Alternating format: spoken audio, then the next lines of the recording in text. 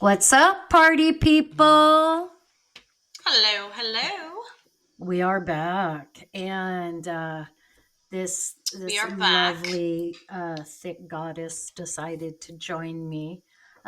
She says she's dizzy on hers. I'm always going to be the queen of hell. Um, so I did notice. What are you drinking today, Lav? Um, Pineapple vodka. Ah, and I have a little cherry Pepsi and Southern Comfort. So Ooh. cheers to you. All right, Clinkies. Clinky, there we go. As we all slurp away. Hell yeah. So how All was right. your hockey game? How was your Valentine's? So hockey game was good. Of course, my man did not play, but he did give me a good show right there. I was gonna say the video that you sent me, boy, he had some little backdoor action going on, and I mean, I even found my face getting a little red, getting a little, I and mean, then it was. I feel like it was on purpose. It was right in front of me. yeah, because telekinetically, trying to figure out how to fucking say that. Uh, I sent him a message. I said, "Look, my girl Lavender's going to be there. She thinks that you are the shit, among the top of the shits. So could you please see about showing her what she would get if you guys got married?" And obviously, the spell worked. He did it. He did. He did. It was glorious, but he did not play. Um, and the Avs won. So it's probably a good thing he didn't play because, I mean, if my team beat his ass when he was playing, then I would feel pretty bad for him. But since it Yeah. wasn't him, I don't feel bad at all. And for all of our friends that are going to be listening by the time this hits the airwaves, Taylor's boyfriend is now a Super Bowl champ. My boys lost it in overtime by 3 points. Wow. I didn't even watch it, to be honest. Um, I'm a faithful. I'll always be a faithful. So I keep saying, hey, we got next year. We got Purdy's healthy. This, that, and the other. But my gut and my core tells me I need to start some dark magic because we need to start being champions again. Yeah, you need some blood magic, huh? So yeah. Although I'm not having female appointments anymore, so I'll have to get blood magic from somebody else. Chickens. Tick- Okay, I got to tell you this, and then we'll jump into our episode. So really cool. Lav went to dinner with her good friend. I went to lunch with my bestie, and we tried a brand new sushi place in Lodi. Mm, Oh, okay, so I good. love sushi. Oh, me too. So good. So the waitress comes and she asks us, what kind of rolls we want, or bento box. What do we want? And so she suggests this one roll, and BJ says, "Well, I don't eat raw fish." And she looked at me, and I said, "Well, I only do if they take a shower." And so she giggled. She goes off, comes back. We order. She comes by and she asks us how everything's going. We tell her it's fantastic. Everything's tasting good. We're enjoying conversation. She comes back, drops the bill, looks me dead in my eye, and says, "I took a shower." No, Lord, you got hit on. And my eyes got real wide, and I'm like, and I looked at BJ. She goes, "That's what happens when you open your fucking mouth." I'm like, I don't know. She was cute, she's tiny, so she's not my type, but cute. What's wrong with being tiny?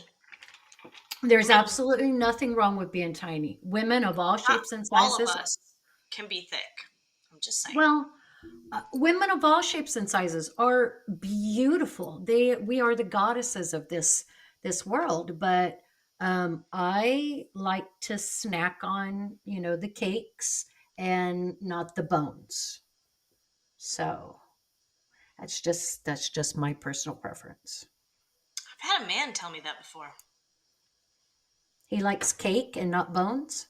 Yeah. Okay. Did you give him cake? Yes. And then he gave you the bone, huh? Ah! I got her this time. She's red as hell this time. Oh Lord. All right. Okay, so you ready? I'm gonna let you get Baby, the answer right now. Nobody can I see it. was born. I was born ready. Okay. Today we are going to dive into some nature versus nurture. Your favorites. It really truly is. So this is going to be just mind blowing. So I've never heard of this guy before. He's supposedly a serial killer. Um, I have my thoughts about that, but this is the story of Gary Gilmore. Oh, I know this one. I know Gary Gilmore So, very well. This is going to be amazing. so Gary Gilmore, like I said, is classified as a serial killer. However, he only killed 2 people, and in my opinion, they were opportunity killings.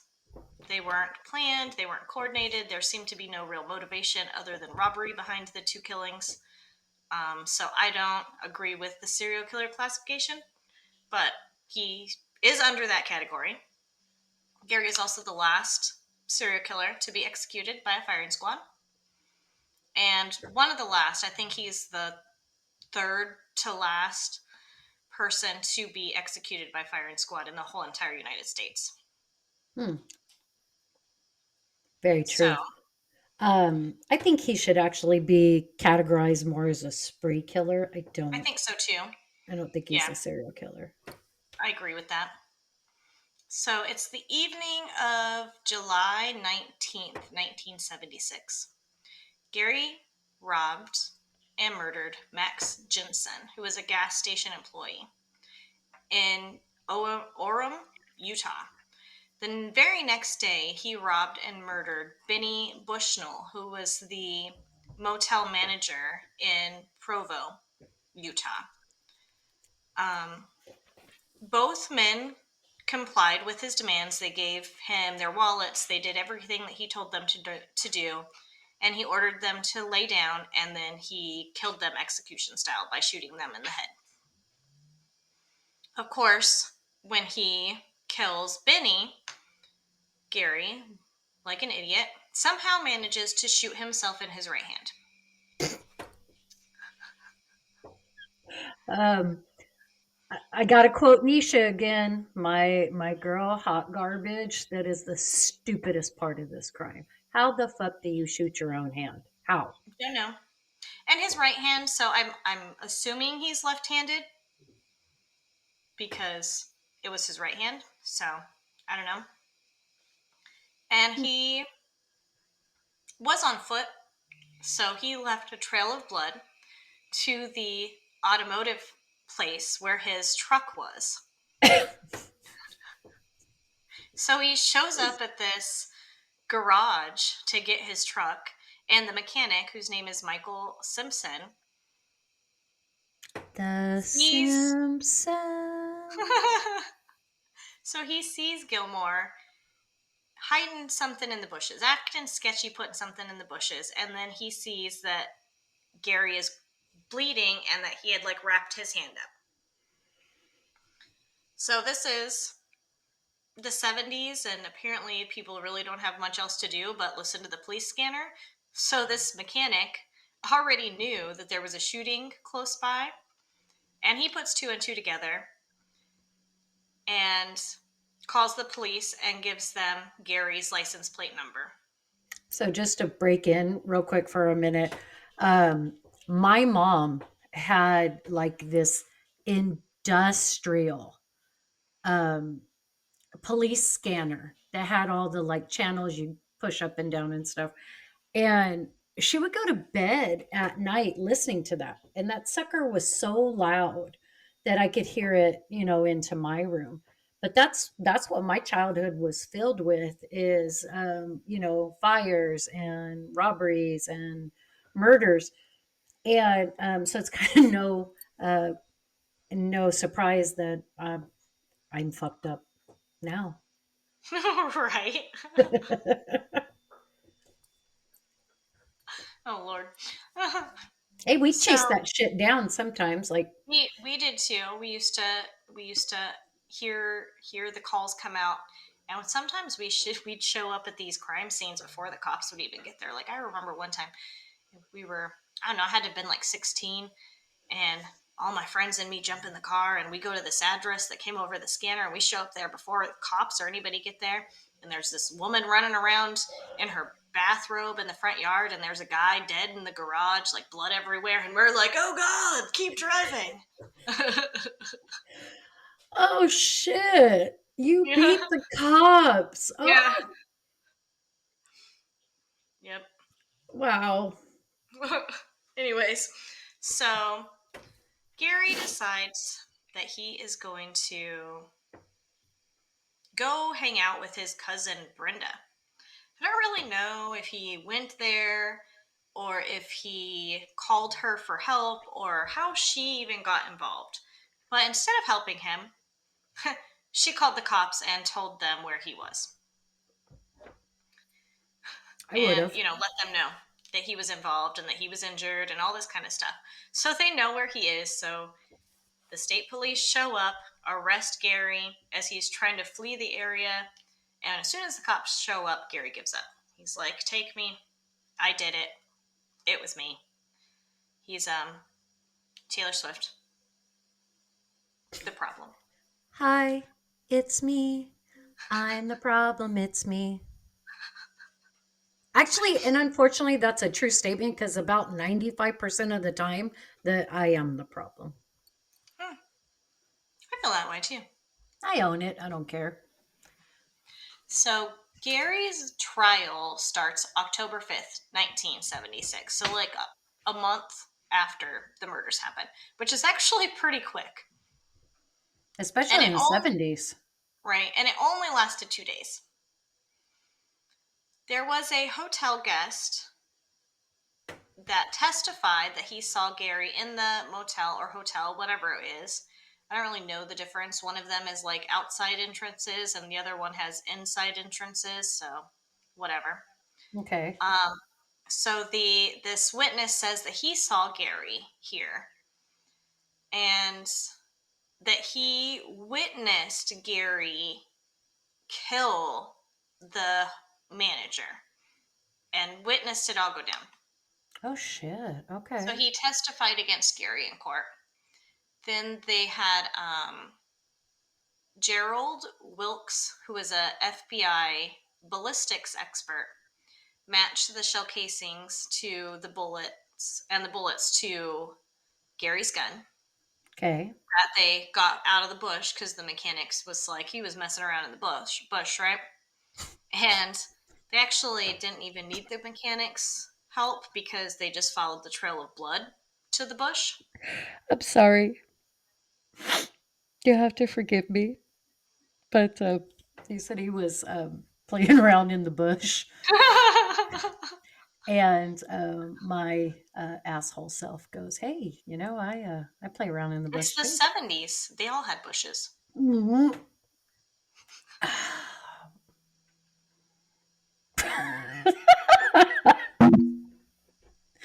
Oh, thank the goddesses for Nair.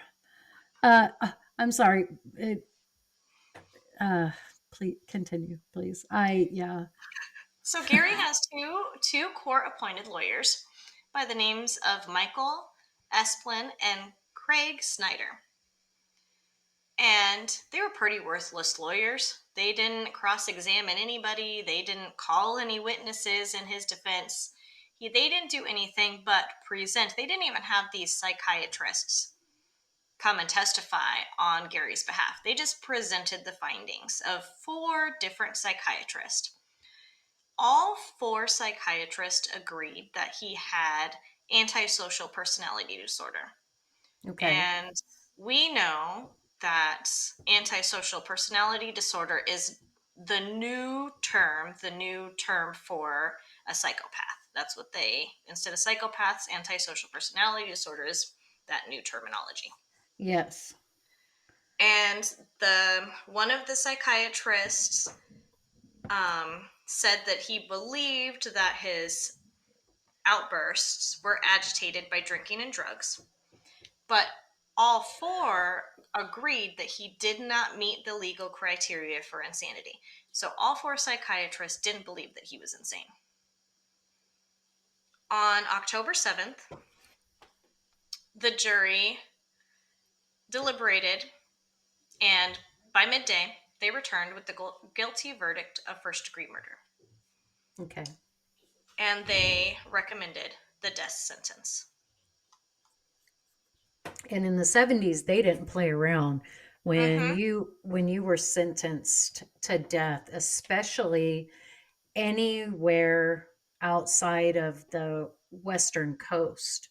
It was pretty rapid. You were sentenced, and within a year, you were gone. So yeah, in the 70s, in Utah specifically, I don't know what state still had firing squad, but in the 70s, Utah had 2 methods: firing squad or hanging. Oh, definitely Gary shoot me. chose the firing squad, declaring in court that he preferred to be shot.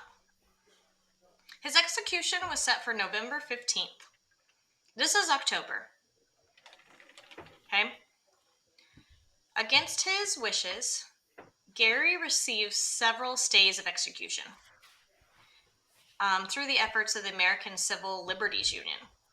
The last of these occurred just hours before the rescheduled execution date because, with every one of these stays trying to get him off being killed, essentially, they had to push back the execution date.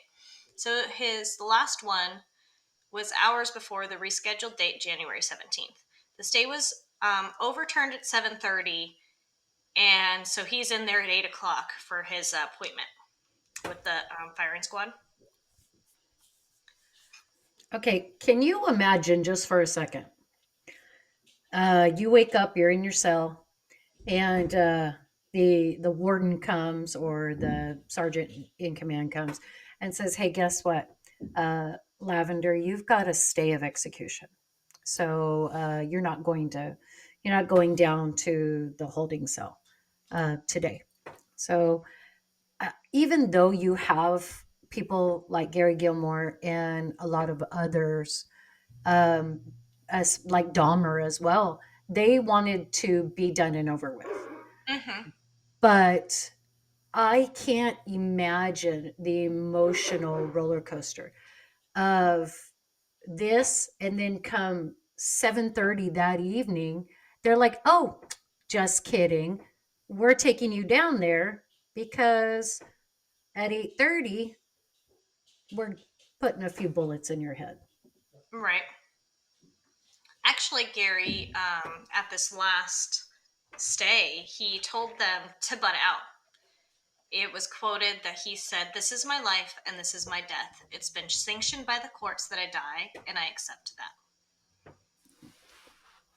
But on the flip side, I find this very odd that he was so adamant that he wanted the execution. But during his stay on death row, he attempted suicide twice. The first time was in November, after the first stay.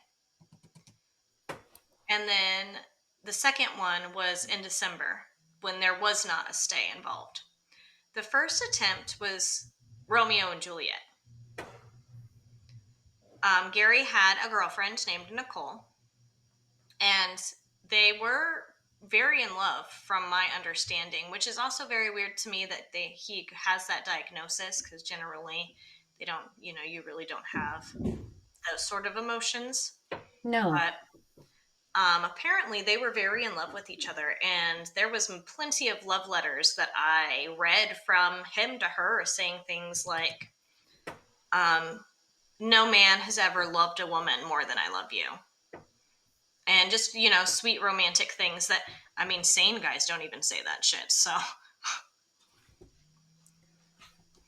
Um, I wonder what it is about convicts while they're doing life. I wonder if it's because they're lonely or if like the reality, the weight of what they actually have done um, hits them. And they want that feeling of acceptance. They want that feeling of air quotes, society norm of a relationship in the only way maybe they know how. right, maybe. I mean, but it is easy too to be separated from somebody and to be romanticizing the idea of being together, but then when you're actually together, not being really what you want or feel. But it's different when you're not actually having to act on the things that you're saying. Hmm. 90 Day So, Fiance. That's a My wife loves that stupid fucking show.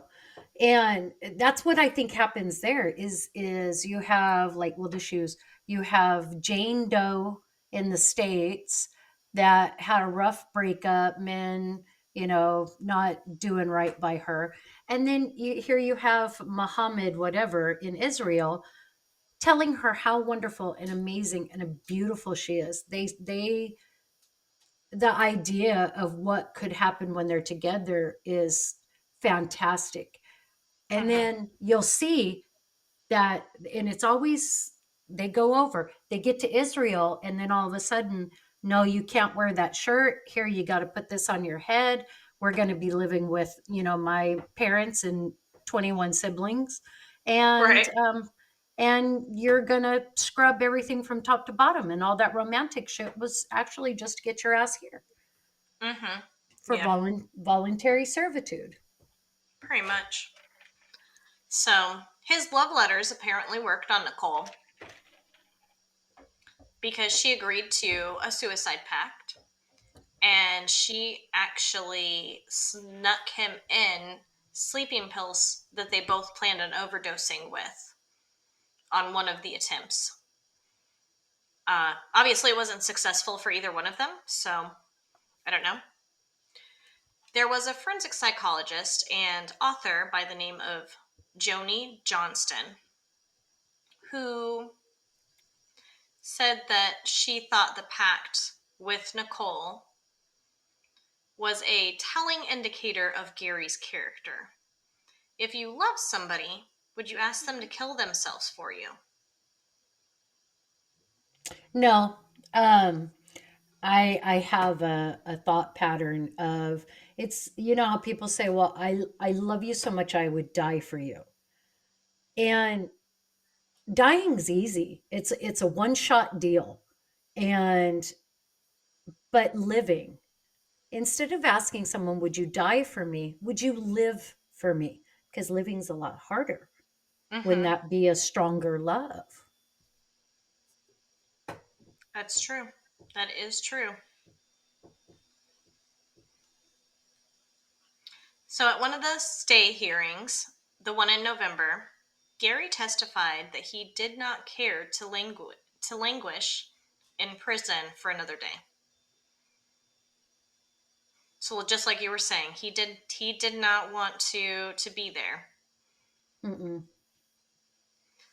Johnston, who's the forensic psychologist, surmises that Gary thought execution by firing squad was a more dignified way to die. And he wanted to have all the control over what was happening to him. And that's why he was asking his girlfriend to commit suicide with him so he could, in the end, control her and her life as well. Typical sociopath. Hmm. Another thing that I thought was interesting is that Gary's uncle um, told the Desert News in 1977, so after Gary was already executed, that the violent death of his nephew was a way of showing that he wasn't a coward.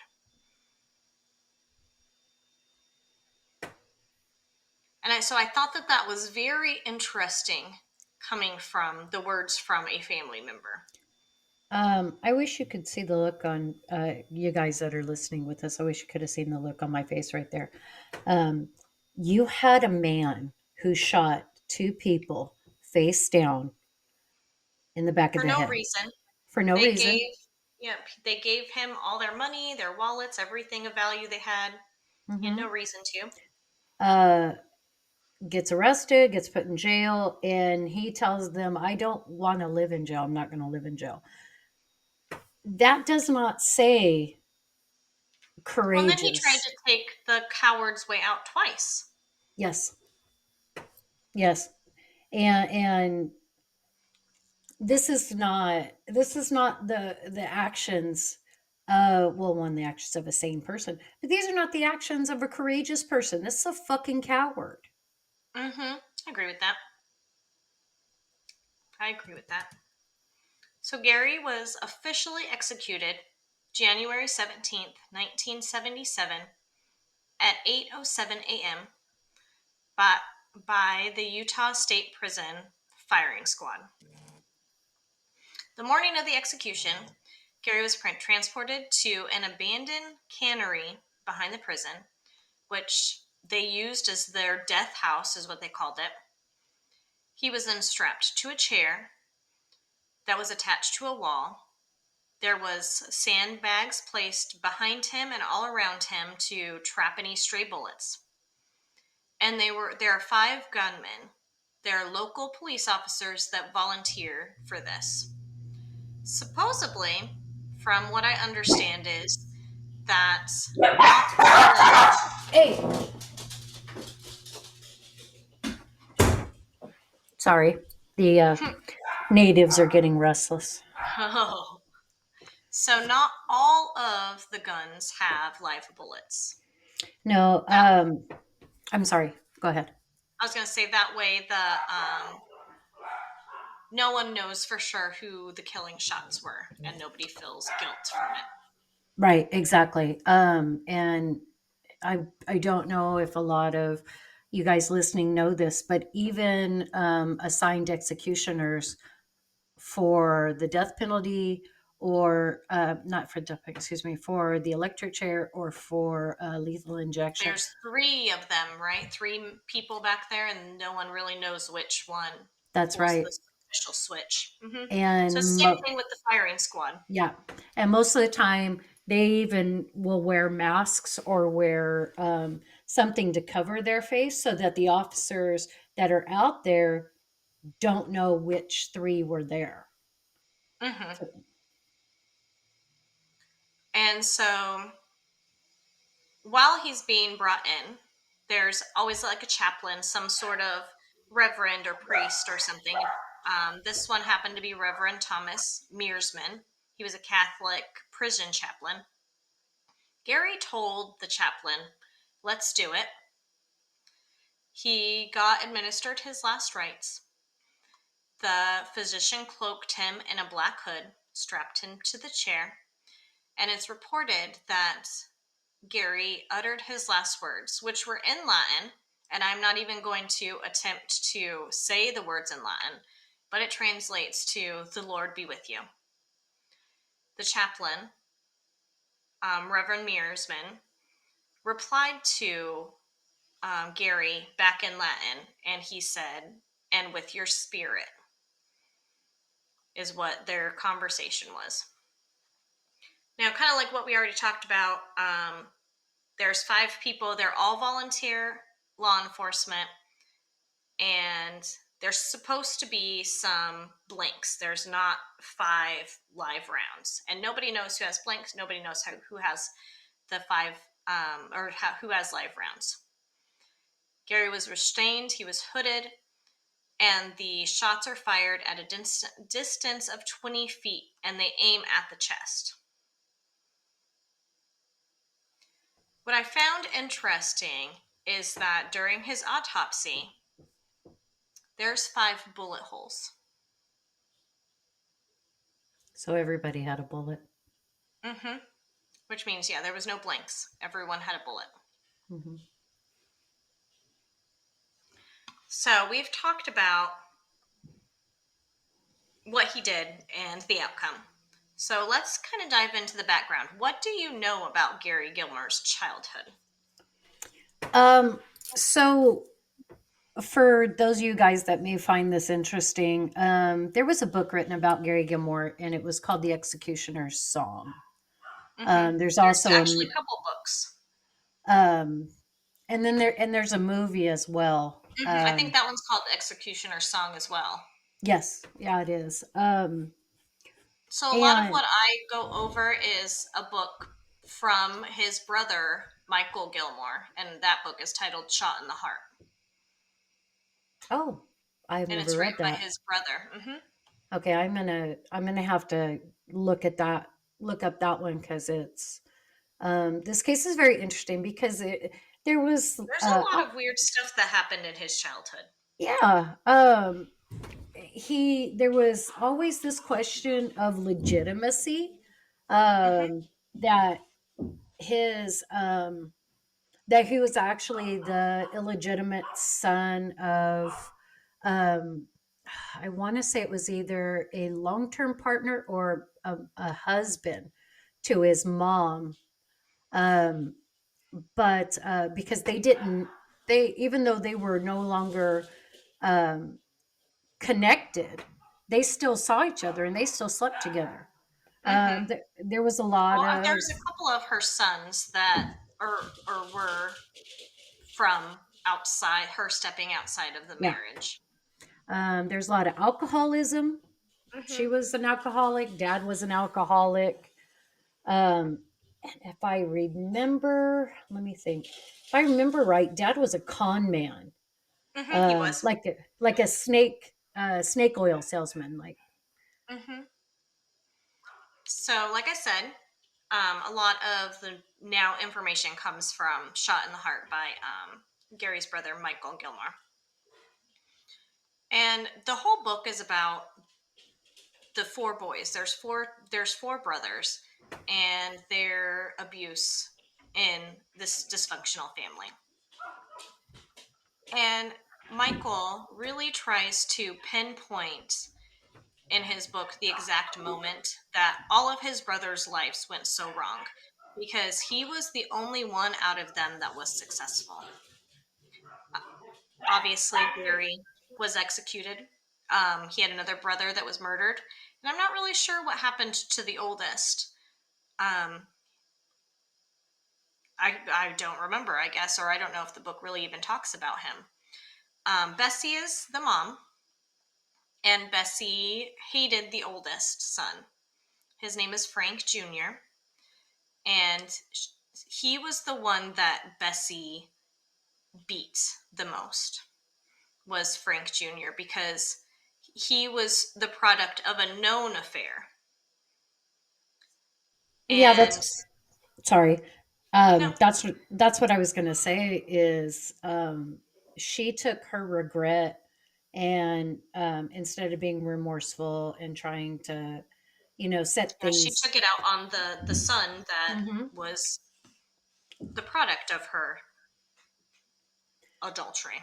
Now, I may be remembering this wrong because it's been a long time since I read the book, but I think it was why she was so abusive to him was because she truly wanted a relationship with the man that she had Frank Jr. with, and he Yeah, didn't. He he just didn't want. wanted no. He Right, wanted to dip and skip. right, exactly. So that's really all I know about Frank, who was the oldest. He did when the mom, Bessie, was older in life. He actually stayed with her when she was ill and dying, and an old lady, and took care of her. And she was still very abusive to him, but he he took care of her in her last days when none of the rest of the family would have anything to do with her. Now, if the media wants to call somebody courageous, it should have been him. Because I don't know very many people who would go back and take good care of a parent or a guardian that was, because I don't think people really realize she was fucking mean. She was Hmm. vicious. And he Yeah, took she was very damn, abusive. yeah, he took damn good care of her.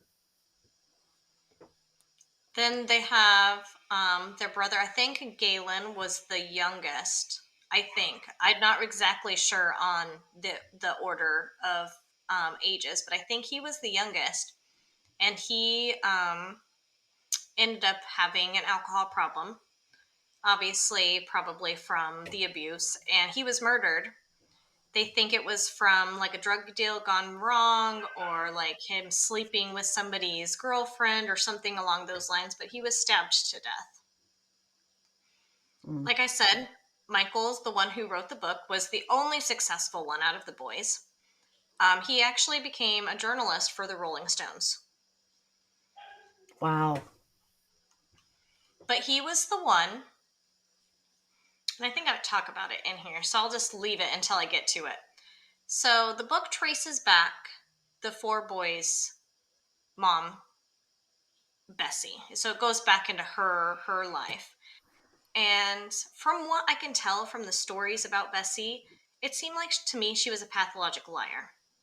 Yeah. There's a part where Michael recalls his mom telling them that she was forced to watch an execution in Utah as a child. He did all this research on it, and this execution never happened. She never saw it, but the fact that she even seems to think she did, it's showing of her character and her the way her mind worked. She was Yeah. morbid, she was abusive, she was superstitious, she believed in demons and ghosts, and she did everything that she could to escape her strict Mormon background, which is why she acted out in like these different sexual escapades and has several sons that are not legitimate. She ends up meeting the boy's father, Frank Gilmore. He was a salesman, like an ad salesman, like you were saying. But he was not a good man. He was one of those men that had like multiple families, and he would be like, I'm going to be out of town doing my job, and he would be really going to spend time with his other family, and he had Yeah. multiple families around the United States. And he was rumored to be the illegitimate son of Harry Houdini. What? Hmm. And he used that to get himself a little bit of fame. And Hmm. hmm Okay. So what I know about Houdini is he was more than just infatuated. He was desperately in love with his wife. Um, and her as well, because she would hold seances and things trying to get in touch with him. Oh, So really? I didn't know that. yeah, she hired the Fox sisters, which for those of you that know, the Fox sisters are the original con women of seances with the tricks and all of that. Right. Um, and so part of me um, feels very I can't get behind that, because I can't see him having, unless this was before. um I don't know, but I don't know that I can foresee that happening. But then again, I wasn't there, so I don't know. Right. I mean, but I feel like for some people, sex they can have sex without it being linked to love.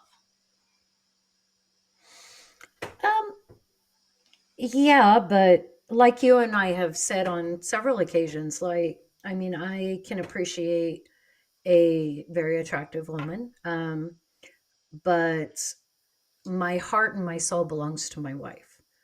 Right. So I could not see myself being with someone else, even, for a sexual moment, an escapade, because the guilt I would feel coming home. Right. I agree with that. I'm the same way. I do feel like there is people though that don't have that mentality. Maybe it's just they're just not with the right person. Or they're But not the right person. So right. that's okay too.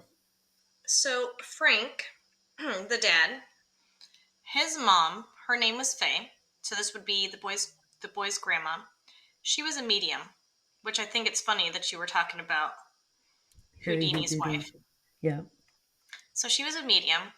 One night, Bessie was there to be part of a seance at Faye's house.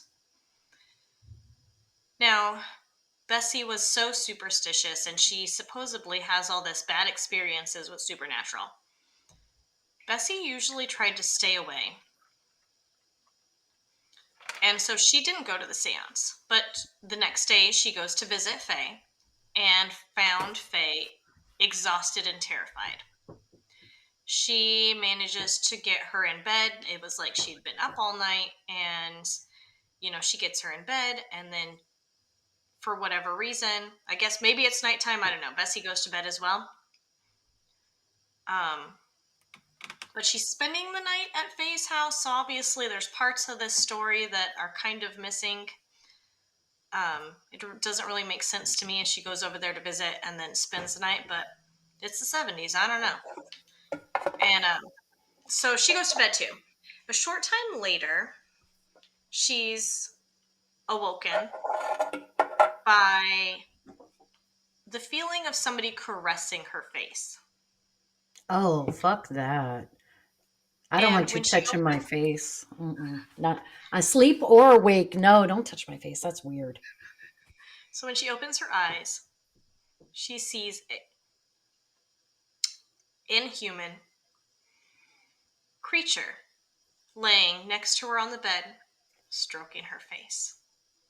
Was it the Jersey She Devil? Come on, maybe it could have been. you can level with me. So she screams, jumps out of the bed, only to see Faye now walking into the room. And Faye screaming at Bessie as this is happening. She's like, it knows who you are. It's coming for you now. And she's basically kicking Bessie out of the house. So Bessie's now freaked out. She goes and gets her children, who was asleep, and she sees the creature now caressing Gary's face and looking straight into his eyes. And from that point on, Gary reportedly began to have terrible night terrors. And Bessie said that she would see this creature regularly in Hmm. bed with Gary while he was asleep. I was going to mention that is something that she had said very often. And anytime she would have to discipline him, she straight out said, "You have a demon in you." And this is about the time that Gary supposedly started acting out and getting in trouble. Bessie came to believe that, like you said, that there was a demon that had possessed him. And she believed that this demon had been following her around since she was a child. And she was playing with a Ouija board. And this demon then started following her. And I guess in her mind, she believes that this demon was trying to possess her for this whole time, but she was just too strong-willed and it gave up and moved on to Gary, who was a weaker willed person and was able to possess him. Now, what I found was really interesting was that Michael goes into like pretty vivid detail in the book that Bessie was the abuser of Frank Jr. She didn't really abuse the other boys, just Frank Jr. Frank, the father, was the abuser for Gary and Galen. I heard that. I remember reading that. And they would be hit with straps that had razor blades attached to it and Mhm. things like that. But Michael was both of their favorites. He was never beaten. He was never punished. I wonder, and if you know different, please correct me. I wonder if that was because possibly Michael was their only biological son together. That's what I was wondering. Because That's what I was. I've experienced when I worked in Los Angeles, there was a couple who had had a what was the gentleman's stepson. So the wife had had a son before, and then they had two daughters. They had twins together, and the the son was the product of a sexual assault. Um, Oh, but it but it was a sexual assault by someone she knew. So it wasn't a okay, stranger. right. It was somebody she knew. And both of them treated the girls like princesses, but they beat the holy shit out of this kid for simple things like forgetting to hang up his coat. He'd get a royal beating for. Well, poor kid. Yeah, it was a rough case, but it reminds me of this a lot, and that's what made me Hmm. think maybe. So, like I said in the beginning, this is the perfect case for us to discuss nature versus nurture. Mhm. And I also wanted to discuss the paranormal aspects that Bessie claims, all the claims that she had. So, was Gary born evil? Was he made evil? Or was it an evil spirit that made him kill? Um, I do not I do not, believe that it's an evil spirit within Gary. I think the paranormal and the, evil that Bessie was seeing or experiencing was out of Was her own. her Hmm. own mind. I agree with Um, that. but both Bessie and, oh, help me. It was Frank, yeah? Frank, the dad? Yeah, Right, Frank. yeah. They both had levels already of, psychopathy. They were already showing, um, late stage types of, psychotic, breaks, episodes, Hmm. and fueled by greed, or, not really greed, but fueled by, um, theft, fueled by alcohol, Right. fueled They both had, yeah, they were both alcoholics and had drug yeah, problems. yeah. Um, Part of me deeply believes that Gary was born predispositioned to be a psychopath or a sociopath. I don't think he was a sociopath because he wasn't like brilliant. Like Bundy was a Right. sociopath, but Bundy No, was he wasn't smart. no Bundy was, but Gary was not. right. So I don't. I hate to compare it this way, but this is a way that I hope gets it across for others. It's like having a mongrel dog. Hmm. So if you have a pit bull, pit bulls are very feared because there's this ideology that they're killers. I have seen some pit bulls that would lick your face and never bite it. But There are those like gang members, drug cartel, um, they or just evil people that mercilessly torment these dogs until they are so violent, and it is the only possible way they can get their rage out is by physically um, in, injecting it into someone else. Right. And unfortunately, once you have an animal, a dog that you have trained to be vicious, you cannot break that cycle. And part of me thinks that's what happened with Gary, is he was already born with the markers for drug abuse, for Hmm. alcohol. And I can say that confidently because my father was a very, very long time heavy drug user. Um, so I know that I have the markers in my genetics for drugs and alcohol and things like that. But I also know I never want to act that way. So I keep a very tight lid on anything that may lead me that way. And I think for Michael, he didn't experience in any way, shape, or form what his brothers were experiencing. So he Hmm. very easily grew up successful. Right. But Right. I don't think Gary or Frank Jr. had a snowball's chance in hell. Right. I agree with that.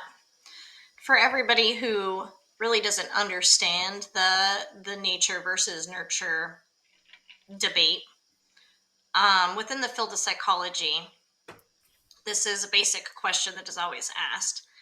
And it is based on someone's characteristics. It's formed by either nature or nurture. Nature refers to the innate biological factors, while nurture refers to the influences of external factors, Mhm. such as life experiences or learning. From a scientific perspective, though, nature refers to the biological or genetic predispositions, like you were talking about, Stacy, Mhm. that impact a human's traits, while nurture describes the influence of learning and other outside factors. So the question really comes down to is whether killers are born as made is always going to be debatable. We're never really going to know the answer. What I did find interesting when I was looking this up is that there are some genetic factors that are common in all killers. Now, I'm not talking about the ones that it's like a self defense type of thing or something like that, but all killers that, serial killers or people that plan killings and things like that. And And enjoy it. this is the presence of specific genes. It's a single gene that's not enough evidence to determine somebody will become a murderer or not, but it's a gene that all murderers or killers have. But lots of other people have the gene too, and that doesn't mean that they are a killer. But Now, this, now, if I remember right, please again correct me if I'm wrong. That gene in the sociopath or in the serial killer's mind is it has a very slight, almost missable deformity to it, to it's where just one gene on the yeah. whole DNA factor, so it's very easy to miss. It's So this turns the debate easily into exactly what you were talking about, Stacy, that it's probably a genetic mutation or a Mhm, genetic defect that is there and it's present in millions of people. And then you add in the abuse, you add in the nurture side of it, the outlying mhm, things that happen in life that just cause that gene to activate and turn on. mhm. And so, I agree with her. I agree with you that both biological and social factors Yeah. have to be present. They have to be present to make a killer.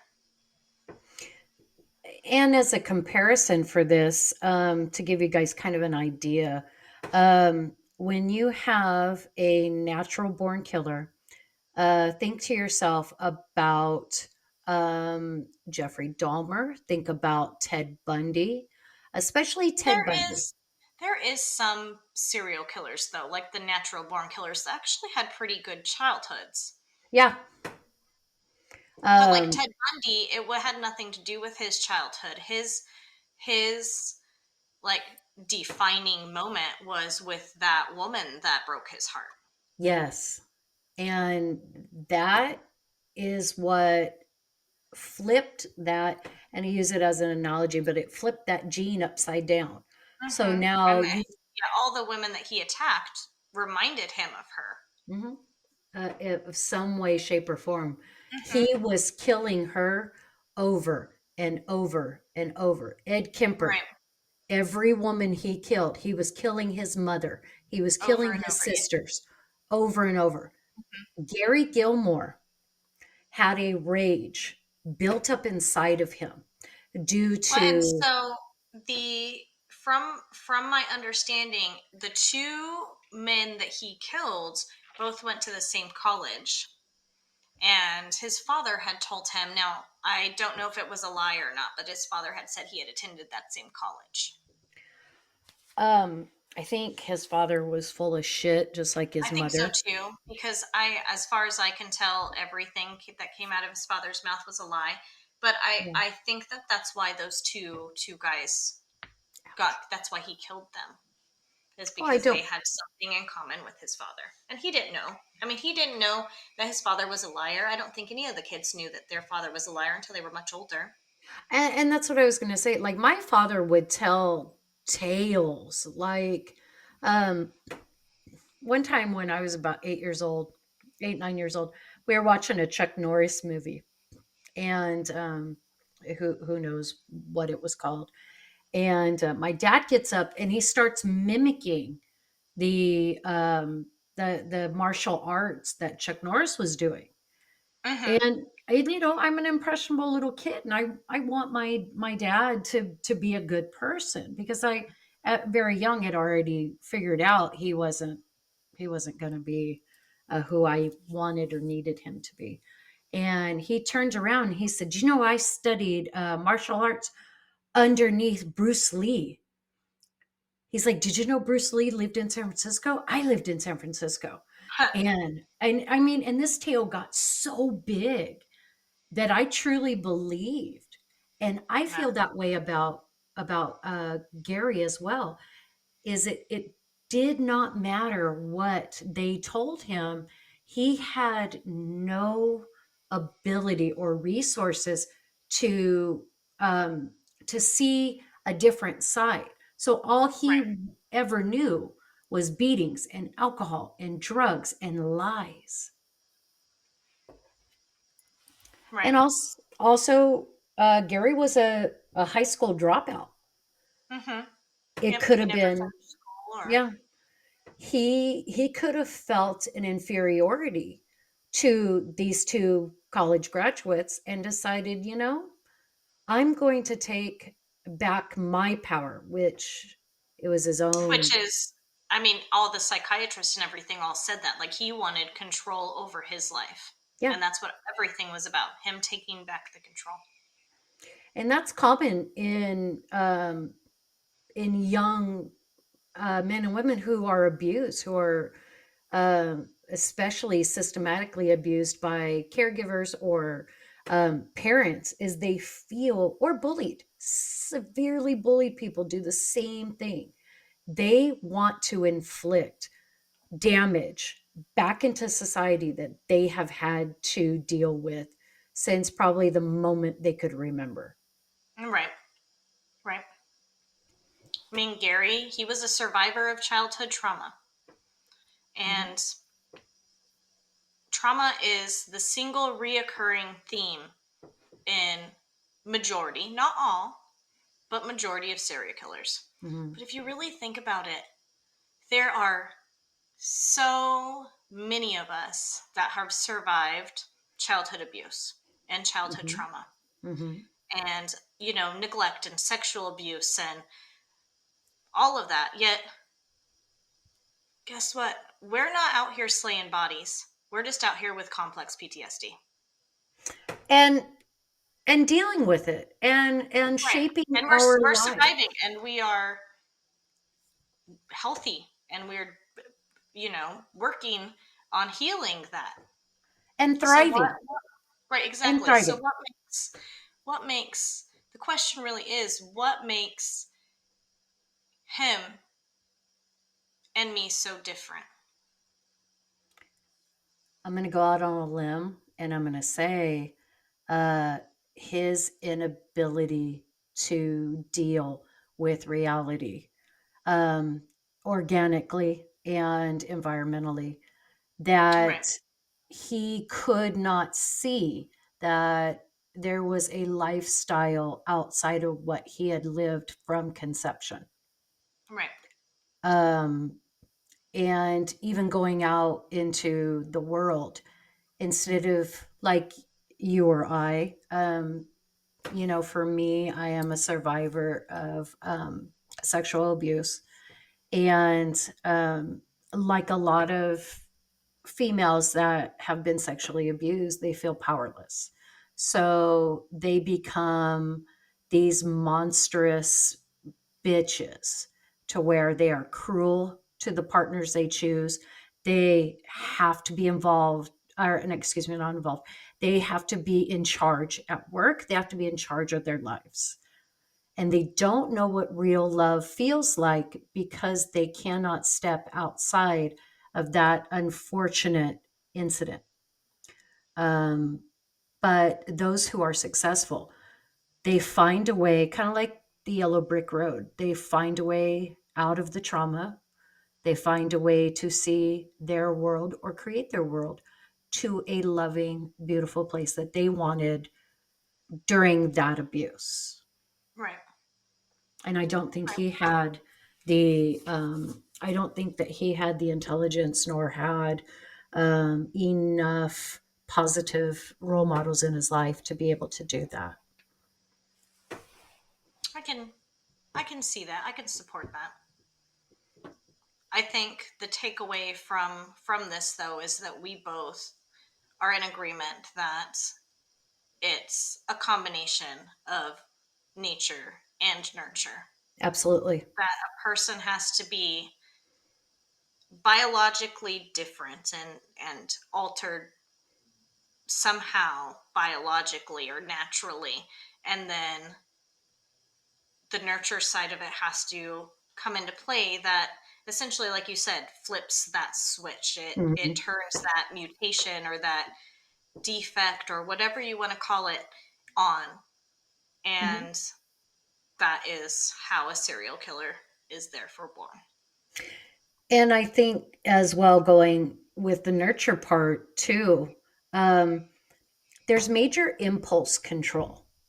Um, I, for you guys that are listening who may not know, in about a week and a half, I am going to be having gastric bypass surgery because my weakness is chips and nachos and tacos and all the wonderful things in the world.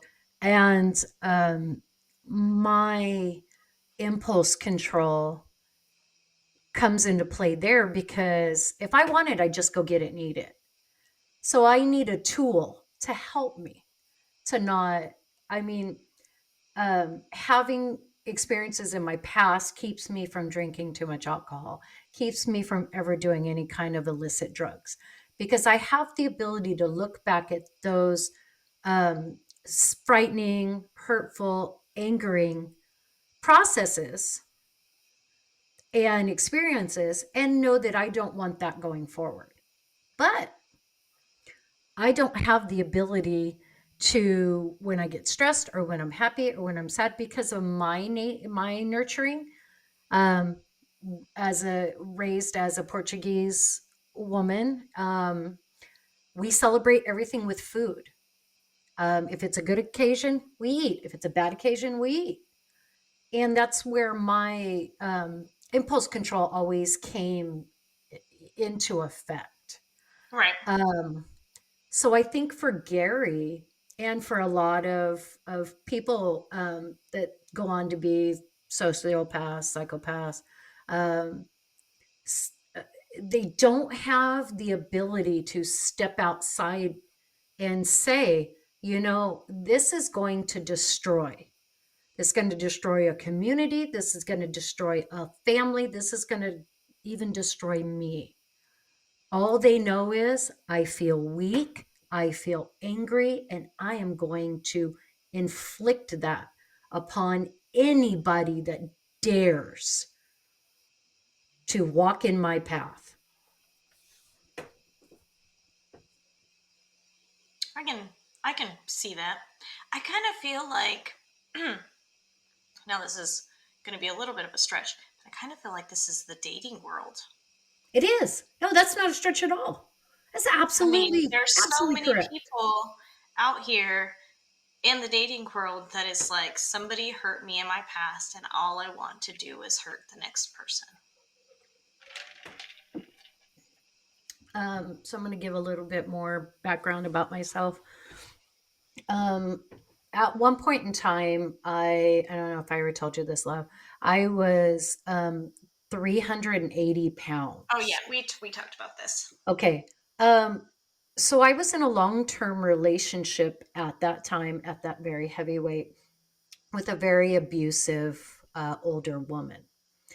And she had me 1,000% convinced nobody would ever want me because of my weight, because it just my dorkiness, my nerdiness, things like that, my weirdness, Hmm. and just I learned very quickly after I was strong enough to leave her that I didn't want to be in committed relationships because that's what was going to happen is somebody's going to, you know, be good to me in the beginning and then treat me like shit later on. Right. Um, so medically, I lost that weight because my doctor basically said, like, you're gonna be dead by 40 if you don't start dropping this weight. And I met the first woman I ever fell in love with. I met her, and during a conversation that we were out at Denny's after being at the club, I straight up told her I have a shit ton of baggage, and she's like, "Well, I'll help you carry it." Aww. And I thought, "Okay, this is wonderful." Unfortunately, carrying my emotional baggage weighed too heavy on her, and we broke up. And then I met my wife, and I said to her, I have a lot of emotional baggage. And the last person that tried to help me carry it found it to be too much. And my wife looked me square in the eyes and said, "That's because she didn't unpack it." She goes, "I'm not going to carry your shit. I'm going to unpack it and we're going to get rid of it." And we did. We absolutely did. Wow. We have a very healthy relationship, and that's because I was open enough to somebody telling me and trusting them. But dating, dating is literally, it's like an auction. You show them the best of you, and they buy it or buy into it only to run when they see the worst of you.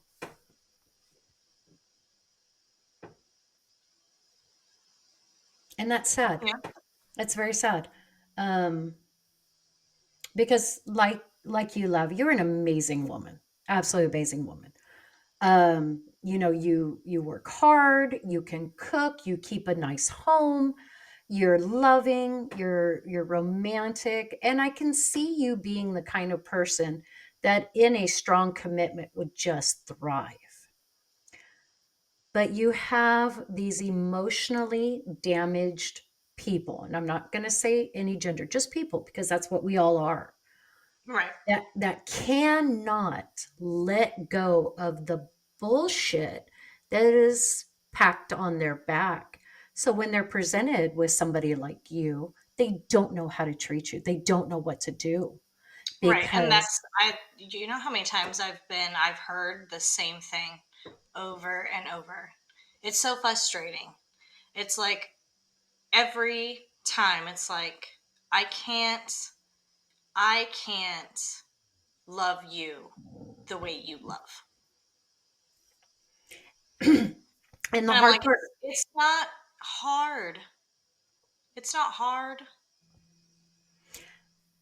it's not. But I think what people tend to forget, and especially now, with the way things are going, is it's twofold. One, the person has to accept that maybe they're not going to be loved exactly like they want to be, but they're still going to be treated well, and they're still going to have a good positive connection with somebody. And then on the other side of that, the person that feels they cannot love this other person the way they want to is so ready to just jump and run instead of trying to love them the best that they can. Right. Because you may not love me the way I want you to, but if you love me the way you can, and we're both still in a healthy adult relationship, then that should be okay. People Right. give up people give up too damn fast. I mean, I agree with that. I think what I think is I don't really believe in like a soulmate. I don't believe in just one person that you're supposed to be with. I Mm-mm. think it's finding the person that is willing to learn you well enough to know how you need to be loved.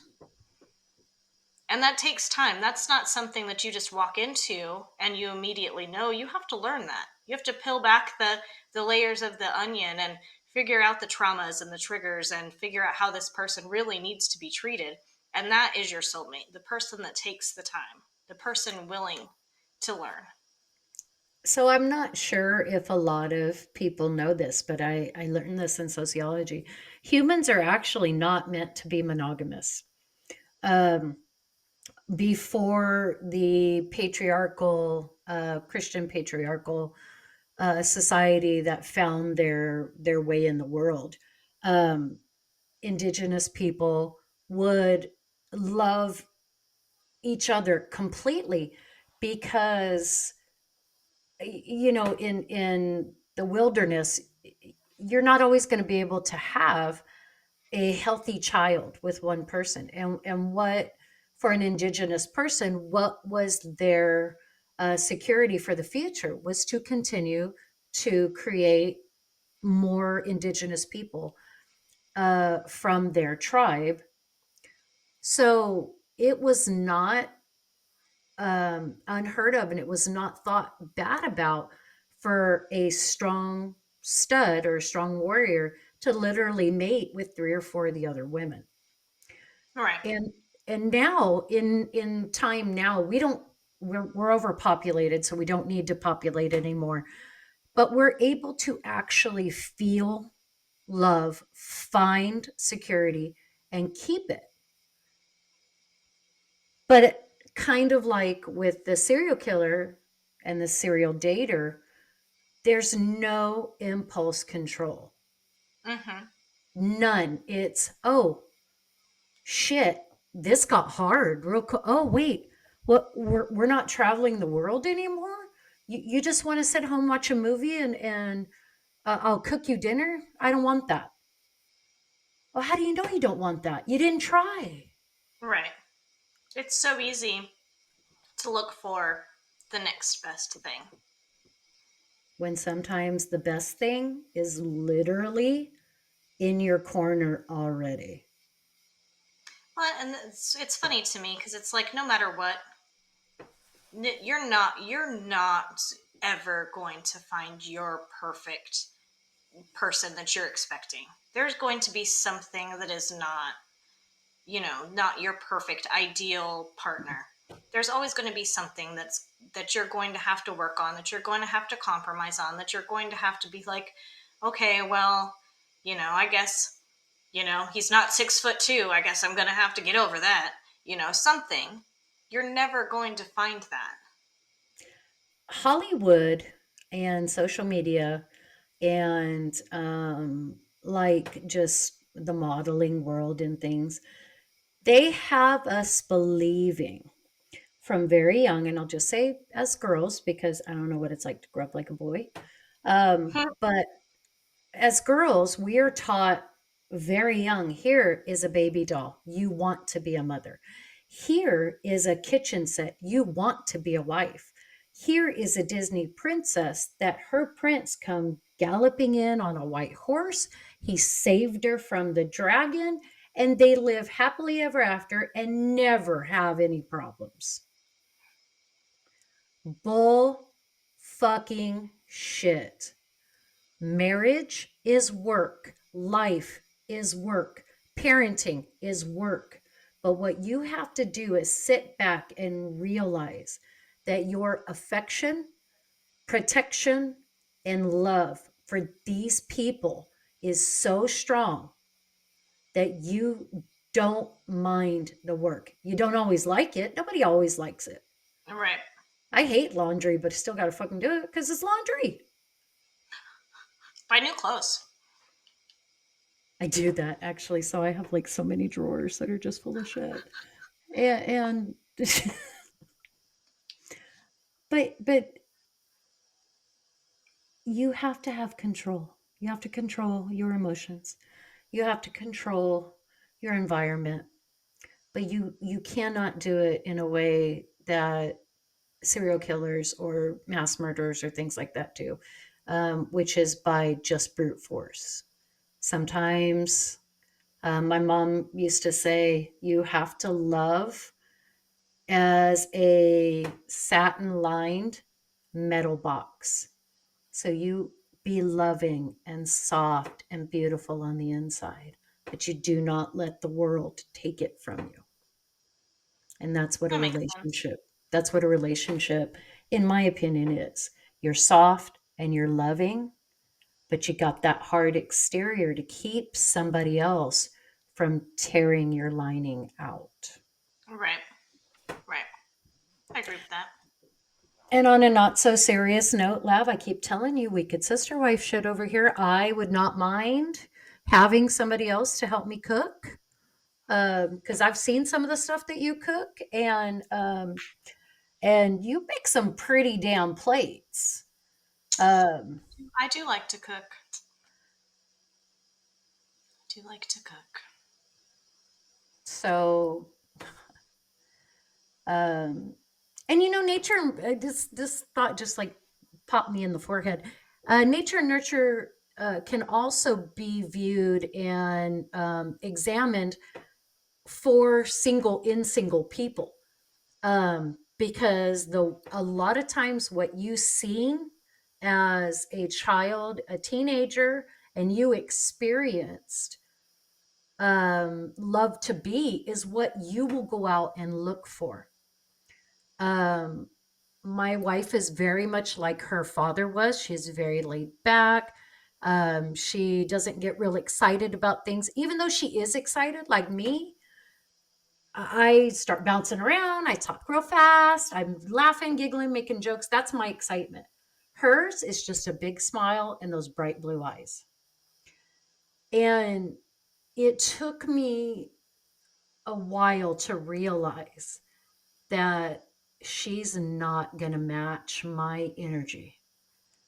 And that was okay. And I'm not Hmm. always going to match her energy. And Right. that's okay. And so I think if we could find a way with people that were struggling with psychosis, of helping them to see that they're not always going to be in control, they don't have to destroy things to make them you know, better or happy, I think we would solve the whole problem of domestic violence, murder, rape, because we would be able to show them, to demonstrate that just because you've got a quarter doesn't mean you need to flick it and hit somebody in the face with it. You could just have that quarter. Right? You can go You buy could yourself a just, stick of gum. that's right. You could, I don't think you can get shit with a quarter anymore. I really don't. You I can't don't even make think a so. fucking phone call. Like there was When's what the a last time you country. saw a payphone? We actually see them a lot on out here on our coast, like Santa Cruz, Monterey, and stuff. They have just the shell, just Oh, the. really? One time we walked by and my son goes, "What's that?" I said, I said, "That's a payphone." He goes, "What's a phone doing way out here?" I said, "Well, honey, there used to be a time that cell phones didn't exist." What? Shut the fuck up. There's always been cell phones. No, sweetheart, there hasn't. We used to talk on something connected to a wall with a 50-foot cord that Right. you would scream and yell at your brother or sister for sitting outside your door and bugging you.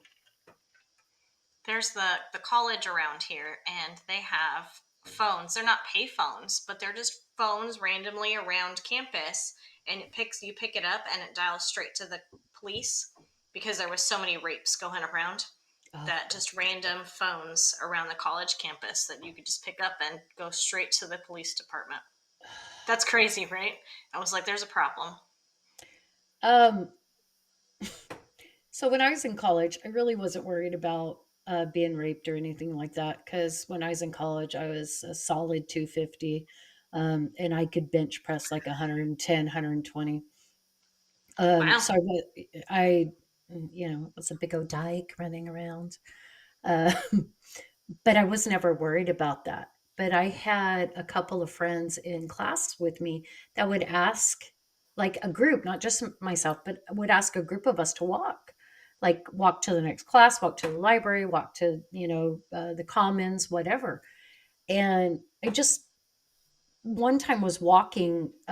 We called the commons. That's where we go eat and study and stuff. So I was walking from the commons to the parking lot because I lived off campus. And one of the campus security comes up behind me and says, "Why are you alone?" And I turned around like, because I can fucking take care of myself. Why wouldn't I be Right. alone? Well, don't you know there's a lot of sexual assault in Los Angeles? And do you know I have a can of wasp spray in my bag? Well, why do you have wasp spray? I said, because mace is illegal, pepper spray is not accurate, and wasp spray is one strong stream straight at that motherfucker's eyes. And it wasn't long after that, quite a few girls I would see would have wasp spray hanging out of their bags. So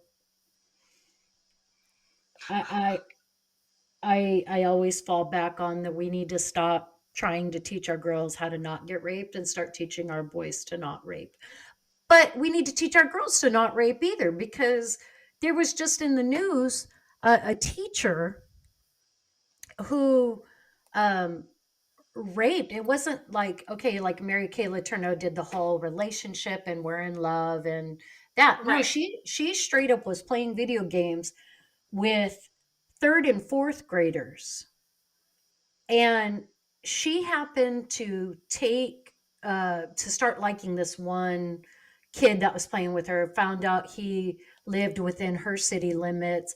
They developed this code word, and she told him, "I'm going to bring soda and pizza to your house and we can, have like a whatever battle royale." I'm not a gamer. I don't know what the fuck they Right. do. And so of course this kid's like, "Yeah, come on over."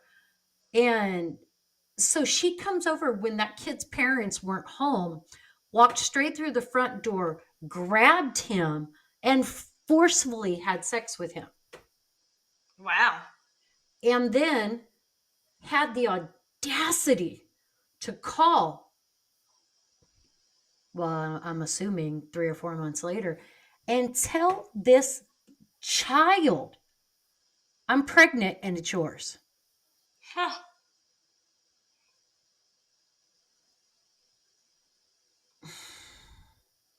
I can't speak for that baby's parents, but I would have um, killed her. we had a situation like that here in Sonora. That's just going up to the foothills from us. There was a woman who her son, his baseball coach, had sexually abused him for 3, 4 years. So the whole Hmm. time he played baseball, this guy was brutalizing this poor young man. And it was during a suicide attempt, 12 years old, and is trying to take his life, that this comes out. They arrest him. He's in court. She walked in, stood right behind the defense table, put a gun to the back of his head, and blew his fucking brains out. I mean, And I would, I would too. I've told everybody, I'm like, if anything happens to my daughter, you better put me in the psych ward. Like, you better put me in a 72-hour hold because I'm, I'm not just going to kill them. I'm going to take them and torture them mhm, until I get caught. yeah, my motto with my family, my children, my wife, our extended family, is if you hurt them, I may be going to the prison, but you're going to the morgue. Oh no, I don't want them to die. I want them to be disfigured and in terrible pain for the rest of their lives. So every time they look in the mirror, they remember me. They know exactly, that's even better. They know exactly what the fuck I did to them. Mm-hmm. Public service announcement, party people, we do not advocate violence. We do not advocate, killing. But if you decide that you do advocate for that, we will happily have you on our show. Oh We yeah. will do an episode on you, and probably hail you as a hero for taking a piece of shit out of this world. I'm down. Let's do it. So with On that, that note, right? exactly, and with that, thank you guys so much for joining us with this. Uh, Lav, I can't even tell you how excited I when you told me this was coming, and I'm like, ooh, oh. So when we were chatting beforehand, and you're like, well, do you want to go? Nope, you're going first because I got to know what it was you wanted to talk about. And you did And not you didn't disappoint. know it No, was serial killer and serial daters. yep, and Wham bam, paranormal. There's our right? tagline: serial killers, serial daters. Is it paranormal? It's a win-win. So wham bam, thank you, ma'am. All right, party people. Until next time.